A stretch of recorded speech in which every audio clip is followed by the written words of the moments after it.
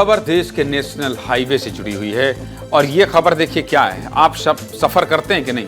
सफ़र करते हैं और आजकल तो अगर आपकी गाड़ी में फास्टैग नहीं लगा है तो डबल चार्ज लगता है। फास्टैग अनिवार्य हो गया है। लेकिन गाड़ी घर में खड़ी हो, गाड़ी आपकी घर में खड़ी हो और टोल टैक्स कट गया हो, लग रहा है ना थोड़ी सी अजीबोगरीब मामला। ऐसा ही हुआ है। देश के नेशनल हाईवे पर लगने वाले टोल टैक्स को आसान बनाने और समय की बचत के लिए केंद्र सरकार फास्टैग का सिस्टम लेकर आई। आपकी गाड़ी में एक स्कैनर लगा होता है। स्कैनर आपके बैंक खाते से कनेक्ट होता है। जैसे ही आप हाईवे पर किसी टोल बूथ से निकलते हैं, यानी टोल नाके से निकलते हैं, नाके पर लगे सिस्टम से स्कैनर स्कैन होता है और आपके अकाउंट से पैसा कट जाता है। लेकिन अब फ्रॉड करने वालों ने फास्टैग से भी फ्रॉड करना शुरू कर दिया है और ऐसा ही कुछ सामने आया है राजधानी भोपाल से घटनाक्रम। इसलिए फास्टैग से आपकी जेब में सेंध लगाने वाले इस फ्रॉड पर विस्तार से बात करना जरूरी है, क्योंकि आप भी सोच में पड़ गए होंगे कि घर में गाड़ी खड़ी और पैसा कहां से कट गया। पूरा मामला कहां गया पता है आपको? राजधानी भोपाल का है। आपके फास्टैग के जरिए अकाउंट से पैसे कटने के लिए ये जरूरी होता है कि आपकी गाड़ी किसी टोल बूथ को क्रॉस करे, मतलब नाके से आगे जाए। और जब गाड़ी टोल बूथ को क्रॉस करती है तब स्कैनर से स्कैन होने के बाद ही पैसा कटता है। पहले स्कैनर से स्कैन होता है और पैसा कटने के बाद गाड़ी आगे बढ़ती है, नाका खुलता है। पैसा कटने का और कोई जरिया है भी नहीं। लेकिन राजधानी भोपाल में कई ऐसे मामले सामने आए जहां लोगों की गाड़ी तो घर में ही खड़ी है, लेकिन टोल टैक्स का पैसा अकाउंट से कट गया और वापस भी नहीं आया। विस्तार न्यूज ने भोपाल में इस फ्रॉड का शिकार हुए कुछ लोगों से बात की। पहली तस्वीर में दिख रहे शख्स का नाम रवि राजपूत है। रवि का आरोप है कि जिन रास्तों पर कभी गया ही नहीं, बताइए गजब, उन पर भी टोल टैक्स कट गया। इतना ही नहीं, रवि का जब टोल टैक्स कटा तब उनका फास्टैग कार्ड घर पर ही था और लगातार 2 दिनों तक रात करीब 11 बजे उनके अकाउंट से पैसे कटते रहे। पैसे फास्टैग के जरिए ही कटे थे, जिसका मैसेज भी उनके मोबाइल पर आया। उन्होंने इसकी शिकायत भी की, लेकिन कोई कार्रवाई नहीं हुई। दूसरी तस्वीर भोपाल के ही राम नारायण की। राम नारायण टैक्सी चलाते हैं, इसलिए उन्हें कई बार लॉन्ग रूट की यात्राएं करनी पड़ती है।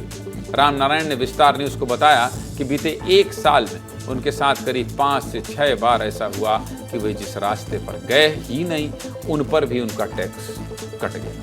राम नारायण ने इसकी शिकायत अपने बैंक से की, लेकिन बैंक प्रबंधन की तरफ से कोई जवाब नहीं आया।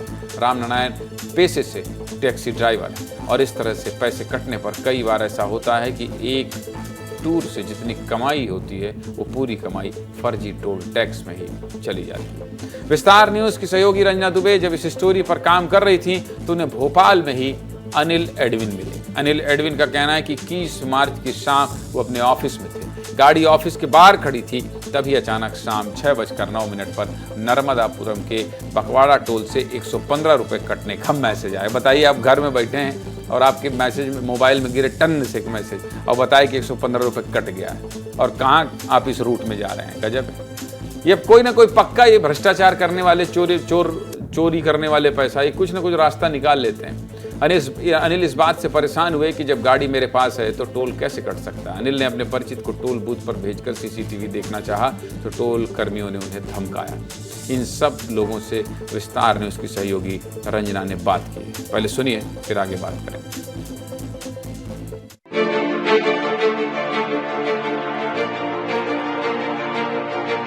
यात्रा के दौरान जब भी आप टोल नाकों से गुजरते हैं तो फास्टैग आपकी सहूलियत के लिए बनाया गया है, लेकिन अब यही फास्टैग आम लोगों के लिए ठगी का एक नया रास्ता बन गया है। दरअसल इन दिनों फास्टैग से जो साइबर ठग है वो अलग तरह की ठगी करते हुए नजर आ रहे हैं। एक्चुअल में होता क्या है कि कई बार हम जिस रोड से जाते हैं उस रोड का टोल में ट्रांजैक्शन तो दिखाता है, बट क्या है उसमें कई बार ऐसा होता है कि हम जिस रोड पे गए नहीं है उसका भी टोल उसमें कटा हुआ दिखता है। ये समथिंग अभी तक मान के चलो 2 साल में 5 से 6 बार हो चुका है। अभी रिसेंटली अभी हुआ था मैडम 15 दिन पहले। बगवाड़ा जो एक टोल है नर्मदा रिवर के पहले, जो बना है उस टोल से मेरे को 115 रुपये कटने का मैसेज आया और उसके बाद मैंने अपने एक नोन को वहाँ भेजा बगवाड़ा टोल पे कि CCTV फुटेज निकाल लो भाई, तो उन्होंने उसको कुछ दाएं बाएं कर दिया। एक्चुअली टोल पे काम करने वाले एम्प्लॉय तो है नहीं, गुंडे हैं। लोगों ने मेरा जो फास्टैग बना था, जो मेरे पास में था भी नहीं, कार में भी नहीं लगा था, ना पास में था, घर पे रखा था, उससे भी उन्होंने फास्टैग काट लिया। उसका मैसेज ये मेरे पास में है, मतलब एक टोल 2 बार लिया मेरे से।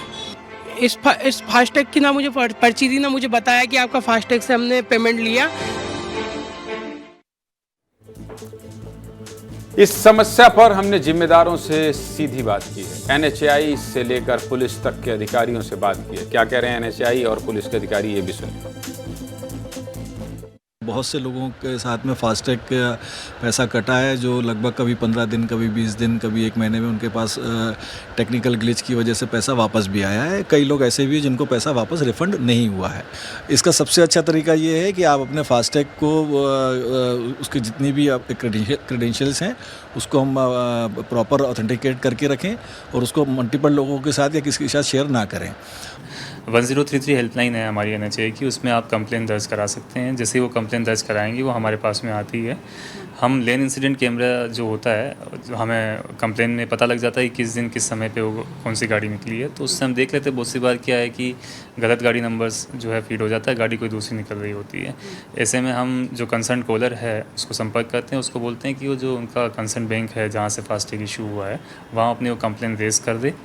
जैसे ही वो वहाँ कंप्लेन रेज़ करते हैं फॉर रिफ़ंड, हम यहाँ से उसको अप्रूव करवाते हैं हमारी टोल एजेंसी से, उनको रिफंड हो जाता है।